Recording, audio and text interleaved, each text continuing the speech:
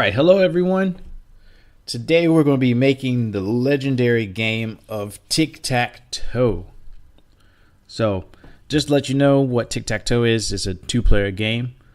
So the board is actually set out like this. Excuse my bad penmanship.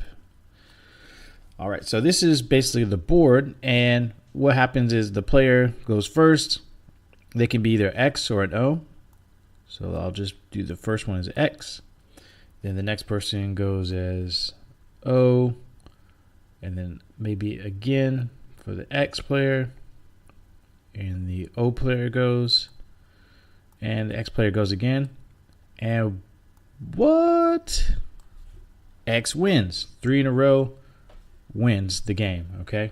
So it doesn't matter if it's X is going this way or this way, or whether it be O's going the same way, this way, or this way, or this way, as long as their 3 are consecutively in a row. All right, so that pretty much explains the game. Now let's try to duplicate this game in HTML and JavaScript. And I created a folder already called Tic Tac Toes. Right now I don't have anything in it, but let's go ahead and make some files. So I'm going to make a new document, and I'll call this the index.html, and I'll also make a JavaScript file. I'll just call it Tic Tac Toes 0.js. Alright, so these are the two files that we're going to start out with making Tic Tac Toes. Side note, I usually don't do it this way. I usually make the repo. So I advise you go on GitHub, make the repo first, create the files inside the repo, then push all the changes, yada yada yada. But for this sake, I'm just going to do it locally, and we'll start here with our index file. So I'm going to open this with Visual Studio Code. All right. And what I usually do to get it to go to HTML, I'll do that exclamation point and hit tab, and then it sets up everything for me. All right, so we're going to be working inside the body. And how do you think we set this game up? So we know it's on a grid format. So grid format, the best way we can do that is by using tables, right? So just like there's tables in a spreadsheet, we're going to make these same tables, the same table in HTML, okay? So this game is 3 by 3, so 3 down and 3 across. And we can just pretend this is a 0.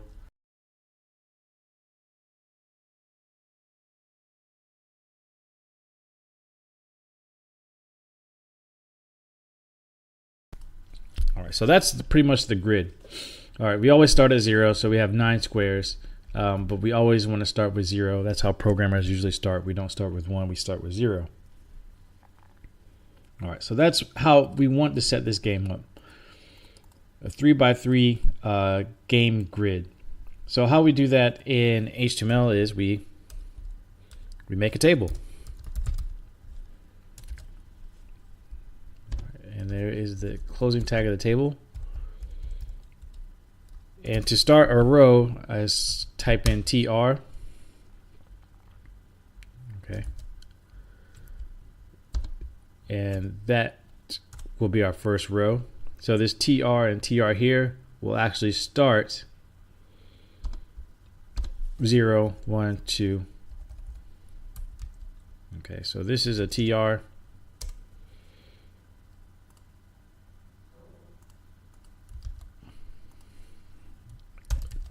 And this will close our TR. A little bit too big. All right, and now I'll close it. So we're actually putting this row into our HTML right now. All right, so the tag to actually get those cells inside there, the 0, 1, 2, and 3, sorry, 0, 1, 2, is that we actually write TD. All right, so this is going to be our first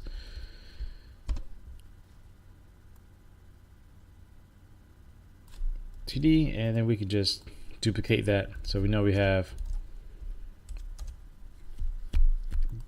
0, 1, 2. Now, we know we have to do this again.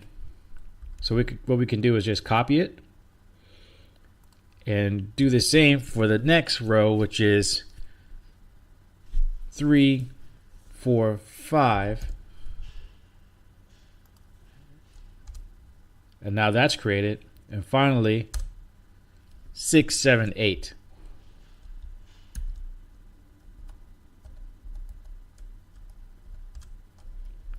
Okay, hopefully that wasn't confusing, but it'll make more sense once we start to fill this out. Give it an ID tag. Like I said, this will be 0.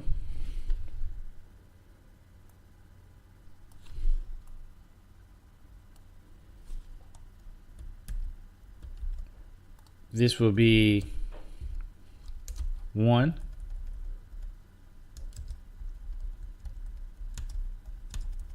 This will be 2. And that does it for our first row. Now, you can imagine the pattern. I'll let you go ahead and fill the rest of this out. Okay, so there we have it. We have all our rows filled out for the game. So each one of these cells represents a place where the player can either mark an X or an O. Now, thinking outside of this, HTML doesn't really do anything. We actually need to prepare this to do something. We need to have an action, an event that triggers this when a person either clicks on one of these cells, okay? Now, the great way to do that is actually make an onClick function, okay? So this onClick is actually going to call something from a JavaScript file that we've created to mark the cell as either an X or an O. So we're going to have a function which we eventually will make will be called play. All right, so there's the function play. And now it needs to take one parameter. Now the parameter that this function will take, I'm going to call this. Okay, this is very complicated. No puns intended. This word is specifically reserved in JavaScript. All right, so it's just not a random word. This is something that is, reserved in JavaScript language for a specific purpose.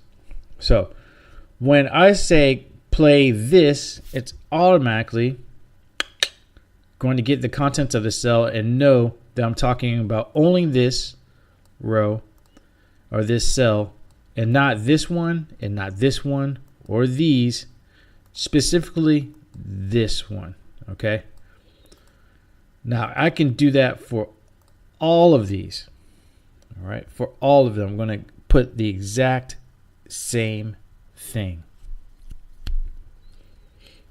So we got play this, on click, and all of them have IDs.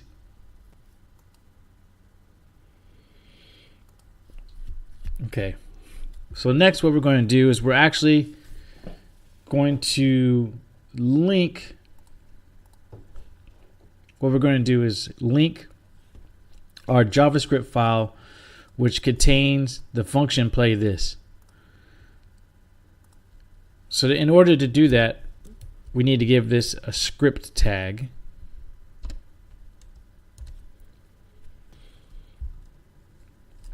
And this is how I link it. I go src equal, and then I put the name of the JavaScript file,